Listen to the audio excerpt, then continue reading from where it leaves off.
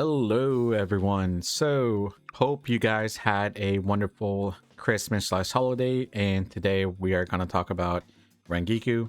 So Ginichimar is speculated to be dropping with Rangiku. She's going to be a 4-star support for the Thrust team, and I am really looking forward to them.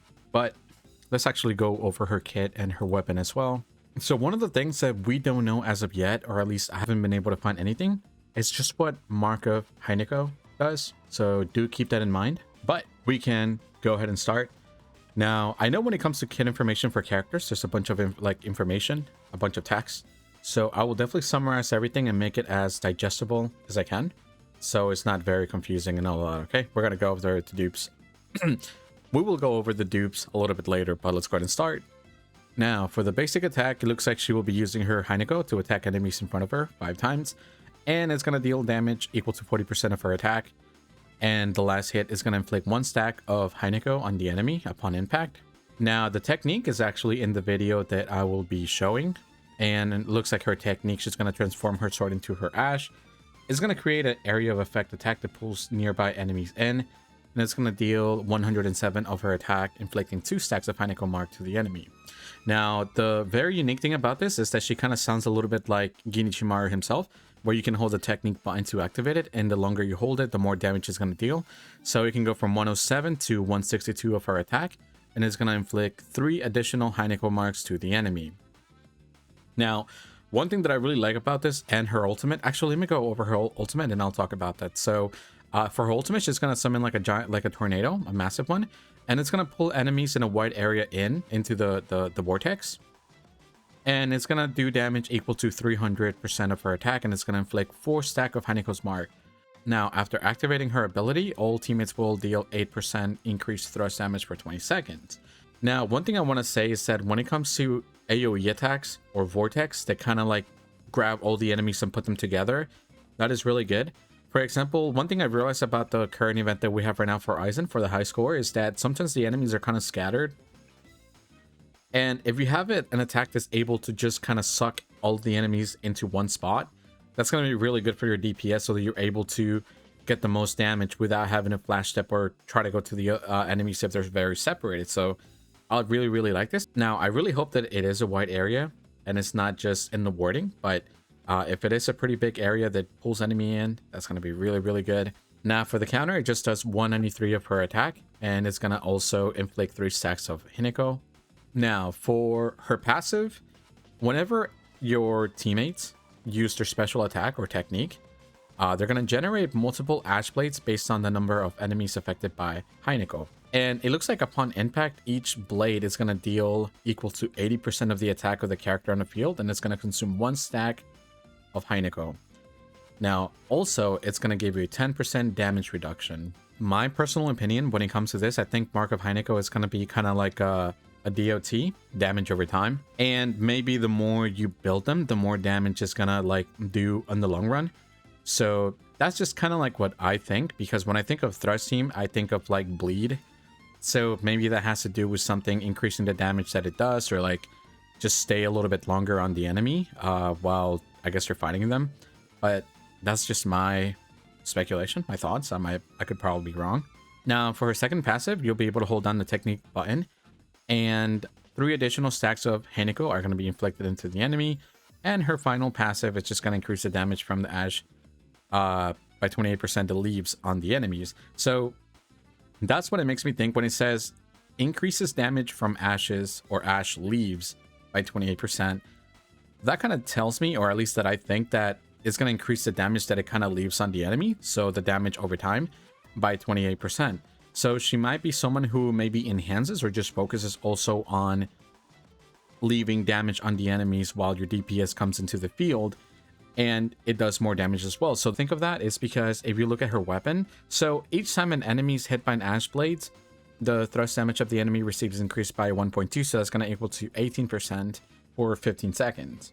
Now, this is the really interesting thing. So it says releases Rangiku technique to change characters immediately, but Rangiku will remain on the battlefield channeling until the effect reaches its peak. So what I'm understanding from this little text right here is that if we go back here, her technique, channeled attack, and also based on a video, is that if you hold your technique, the stronger it gets and the more stack of Hanekos is going to be able to leave, right? So instead of inflicting 2, it's going to inflict 3 additional. Okay, so that's what I'm understanding here. So instead of being 2 in total, it's going to be 5. That's what I'm understanding. And what you'll be able to do with her weapon, it looks like you can start holding that, like channeling the attack, and then when she starts doing that, you can swap to another character and she'll still hold that until it reaches the peak, and then she's going to release that strong attack into the enemy. So it's very similar to Byakuya. Whenever you release a skill, you're able to switch to another character and then do damage, and then he'll eventually throw that into the enemy and cause more damage.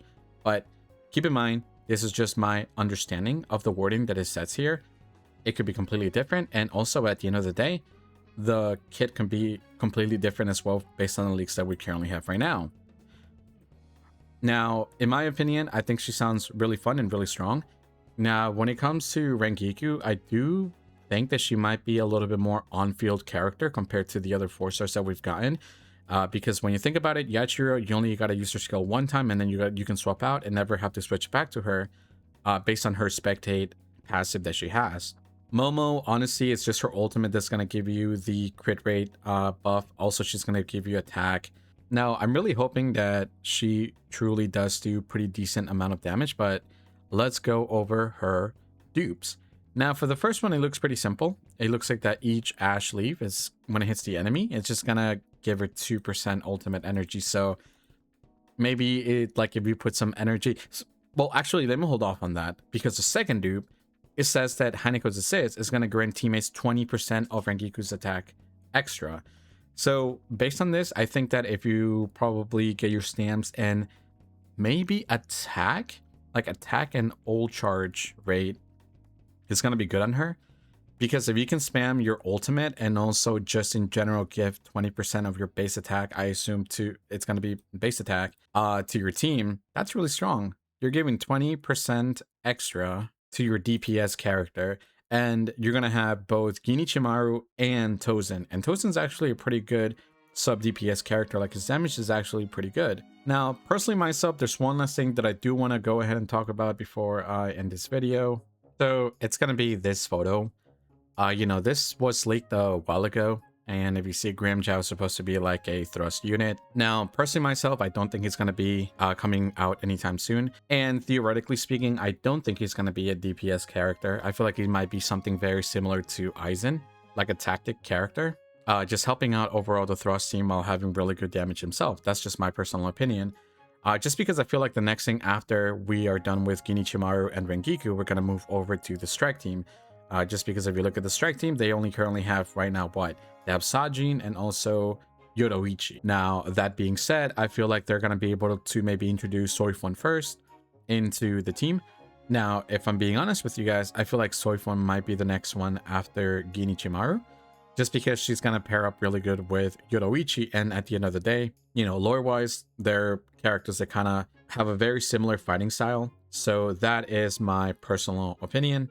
Obviously, at the end of the day, this is just me speculating, just me trying to guess or trying to think based on what kind of makes sense for the game.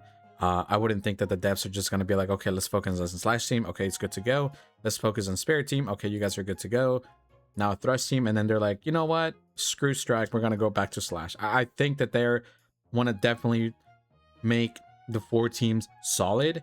And then once they're done with the Strike team, that's when I feel like they'll be like, okay, you know what? We're going to start. Next one is going to be another strike character. Oh, and now we're gonna do a Slash. Now we're gonna do another thrust character, and back to Spirit.